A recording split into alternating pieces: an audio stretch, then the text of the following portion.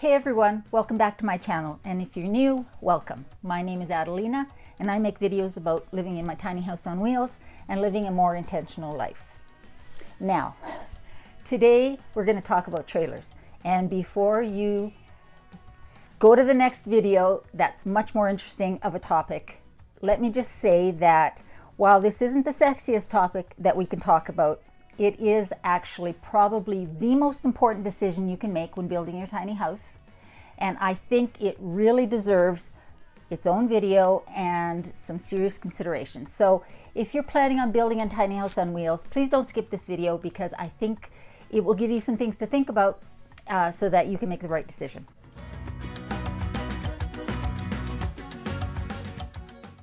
I have my notes and I have my cat. That's right. And I have my coffee. So we're ready for this discussion. All right. The first thing that you want to do when you decide to build a tiny house on wheels is choose your foundation. And in this case, it's a foundation on wheels. As with any building, whether it's a foundation built or a tiny house on wheels, the foundation is the most important piece.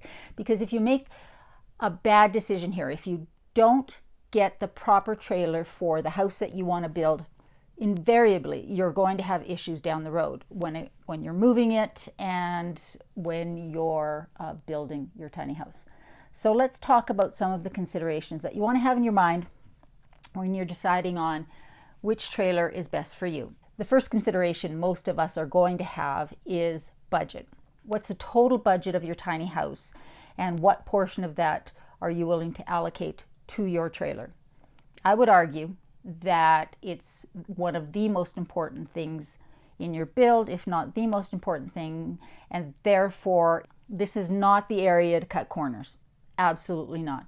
Because if that trailer is not the right trailer for your build, your house is not going to be structurally sound when you're living in it, and certainly not when you're taking it down the highway.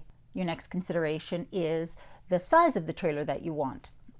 And I think when you're thinking about what size you need to think about how many people are going to be living there, whether this is a full-time permanent home or a vacation property, whether or not you want to stay to standard 8.5-foot width, which is street legal in North America, or you want to go wider, and also how often you plan to move it. Is this something that you're going to travel in regularly and you're going to be moving it yourself, or is it something that's going to only be moved occasionally, and or is it something that you're going to hire somebody else to move?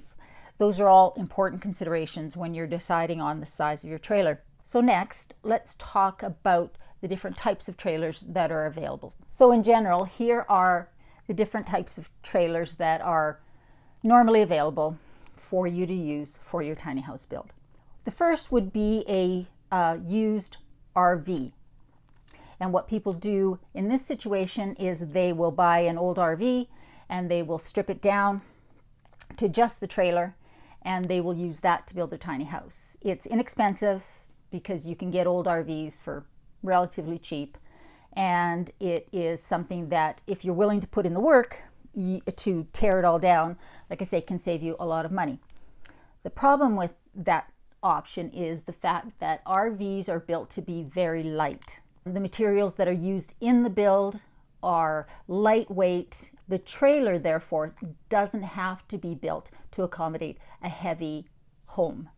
And that means that if you're going to build a tiny house on it, your house is likely going to be heavier than what that trailer is rated for, which means that it's going to require some additional welding to make that frame secure. You're going to need to weld in some additional cross members. You're going to need to reinforce that frame in order for it to work for your tiny house, because tiny houses on wheels are built like your foundation built house.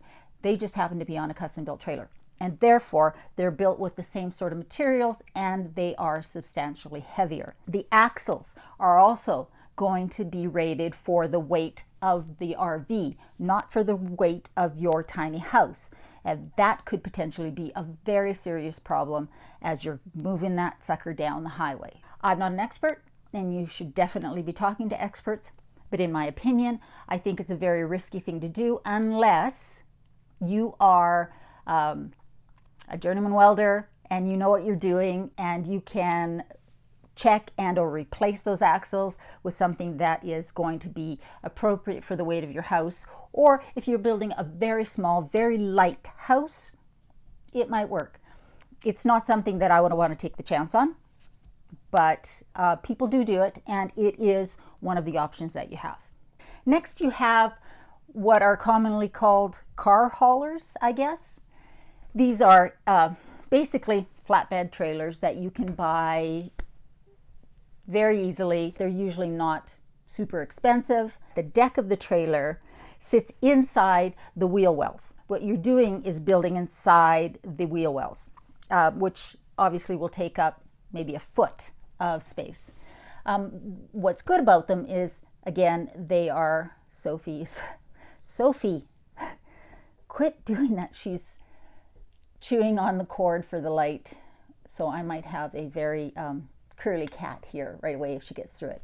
I'll be right back. So with the car hauler, because the deck is set inside of the wheel wells, you end up losing some building space, living space widthwise.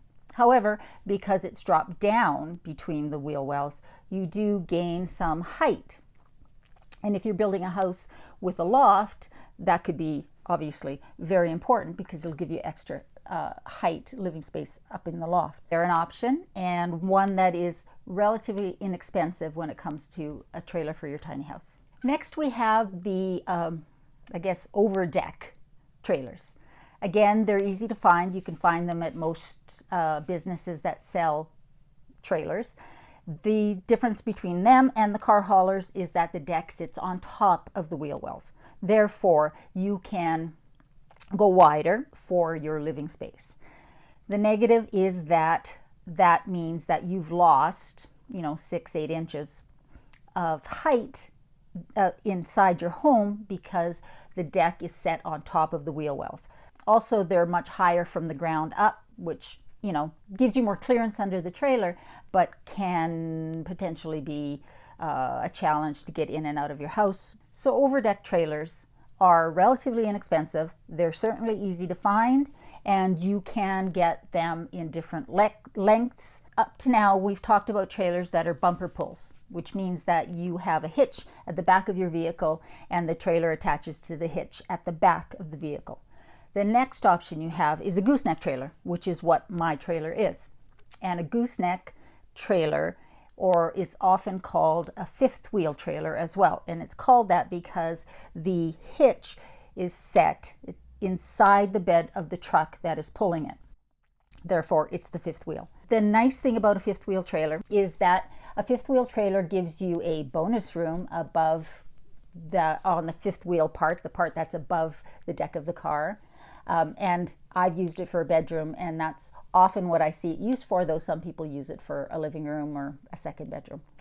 So that's a bonus. Secondly, they are more stable on the highway when you're moving them because the weight distribution is now also on the truck and the wheels of the truck. There's less sway when you're moving it, and they're easier to move down the highway, especially if you have a long trailer, which I do because mine is 37 feet long from the front of the gooseneck to the back window here. They're becoming more and more popular for that reason.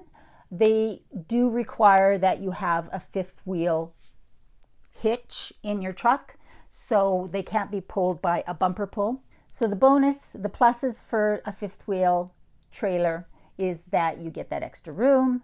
It's got less sway when you're taking it down the highway, so it's safer to move.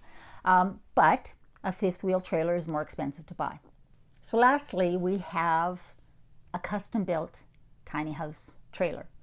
There are more and more companies that are manufacturing trailers for tiny houses, both bumper pulls and fifth wheels. And the nice thing about getting a trailer custom built is that it can be built exactly to your specifications.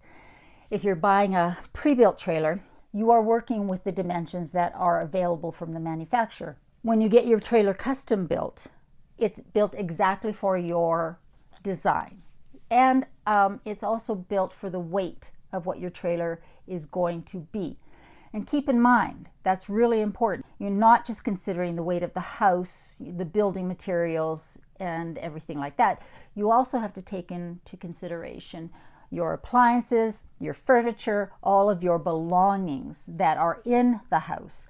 So you want to make sure that you're purchasing a trailer that is rated for all of that weight, because otherwise it will not be safe to tow.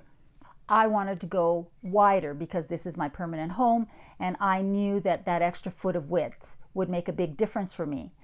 So I ordered a trailer that was 9.5 feet wide. It brings me a lot of peace of mind knowing that this trailer was built specifically for my house, for my design. Also, when you get a custom built trailer, you can get a drop axle.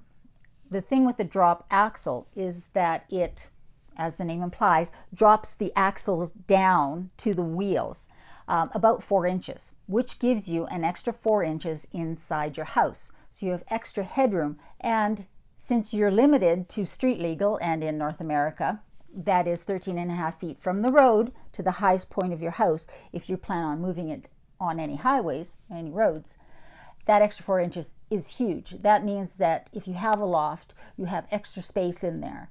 Get a trailer that has as many axles as you need for your size of home and your weight of home. I have a triple axle trailer. I have a drop axle trailer. That allows me, like I said, to have that extra height inside, and it allowed me to have a longer trailer and a wider trailer for the home that I wanted to build.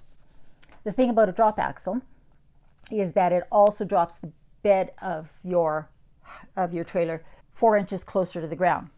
So a custom built trailer is more expensive, absolutely, and it will take longer to get because it needs to be custom built. What did my trailer cost? It cost over $20,000.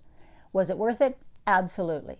The sun has come out and Sophie has found the sunbeam, which is what she's very good at.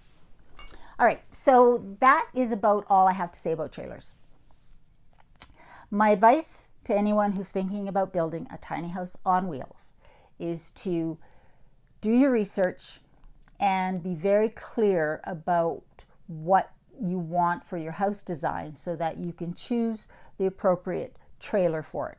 That is a place in your budget that you should allocate as much as you can. If you don't choose the trailer that's appropriate for your house design and the weight of it, it will cause problems, and they will be very expensive problems. The last thing you want is to be moving your house down the highway and having an axle go. It's just that critical.